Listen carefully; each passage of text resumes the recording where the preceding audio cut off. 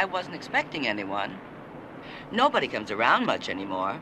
Welcome back to my dark corner of this sick world. Let's check in with the Oscars. And the Oscar goes to Mikey Madison. Bad luck to me, overlooked again, as she was in her horror debut as a post-apocalyptic lemon farmer. Well, Pat is here. It isn't Little Miss Lemon Grove of 1992, huh? Moore told James Corden that this was the worst movie she'd ever been in, presumably followed by Corden saying, "That's nothing, I was in Cats." As a matter of fact, I don't even know what I'm getting involved with. Parasite is the third film of prolific low-budget filmmaker Charles Band, sandwiched between Crash and Metal Storm, both of which we have reviewed. We ain't that bad. We'll see. We open in gruesome fashion.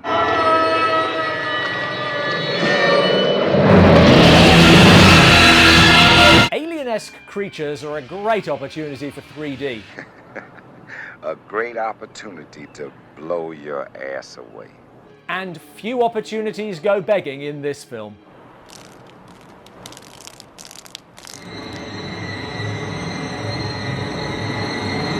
Dr. Paul Dean arrives in this nowhere town just in time to stop an assault.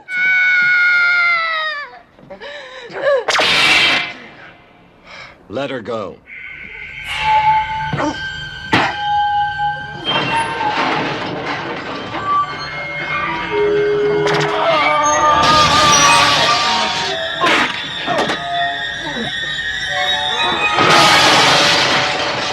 Work that 3D. The girl is as grateful as you would expect. Are you gonna be all right?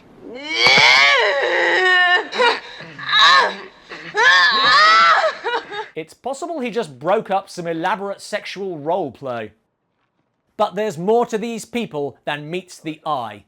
I'm telling you, it's getting so a fella can't get away from the goddamn sickies no more. Paul is not one of these sickies, but he is sick. And treating himself.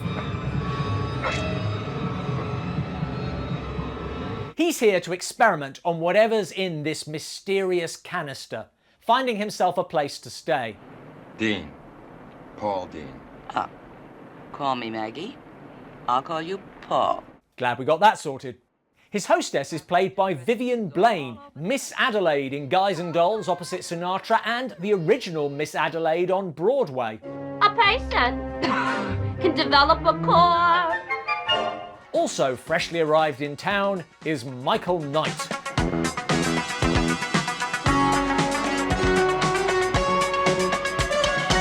Of course not. This is Wolf. Hey, if that methane is clean, why don't you, fill it up? Nobody's filled up their car with gas in years. I don't know why I stay open.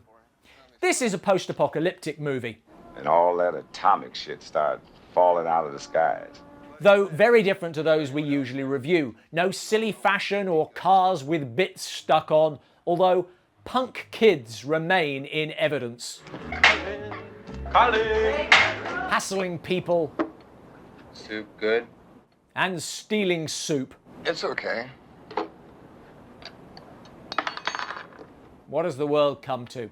But their leader, Rickus, looking oddly like a delinquent Ted Danson, has a sympathetic backstory.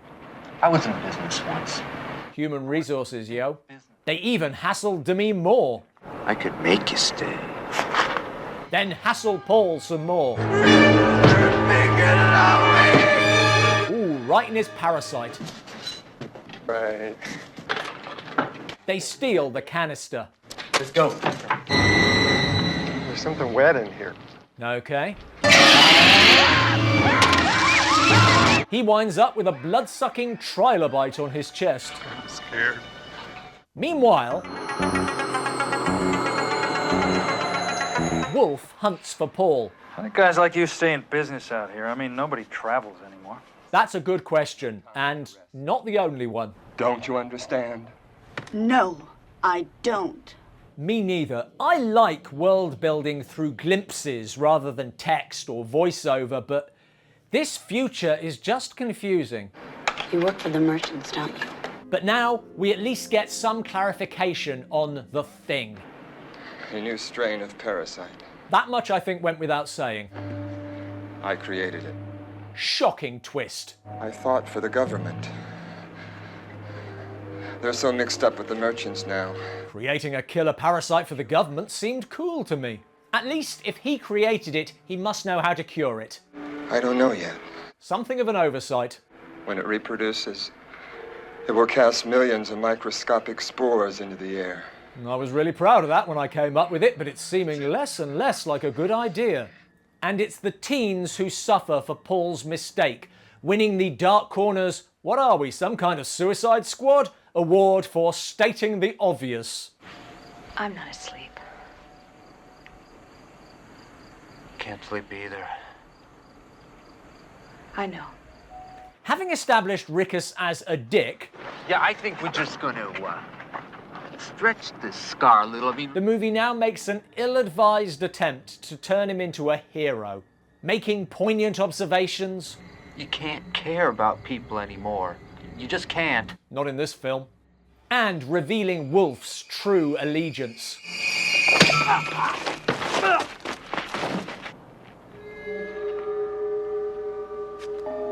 Must work for Elon Musk. Having sucked one teen dry, the creature moves on. What did I do last night? Worse still, Paul can't learn how to kill his own parasite without this one.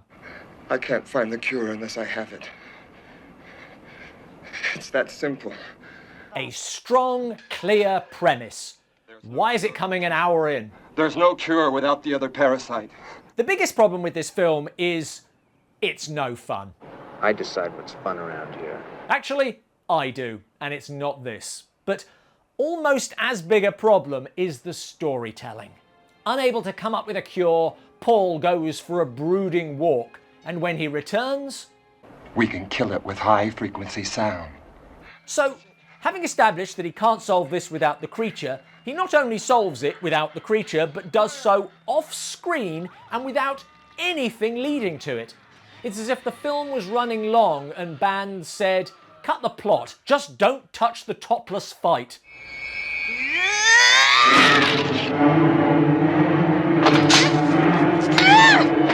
They head to kill the creature. Patricia. You named it? But Wolf is there too. Get out of here, Collins. Go on, get out of here. Stop making him hero! Long story short, I'm so irritated by the storytelling I've barely mentioned that this is a post-apocalyptic wasteland devastated by a sickness that plays no part in the story, in which there is no money and yet merchants rule, and in which the government thinks that in these testing times what we all need is a killer parasite. Thanks for watching. Please 3D the like button. Is post-apocalyptic lemon farmer the oddest role for an Oscar-nominated actress? Let us know in the comments below. Well, it's about time somebody kicked those nuts the hell out of here.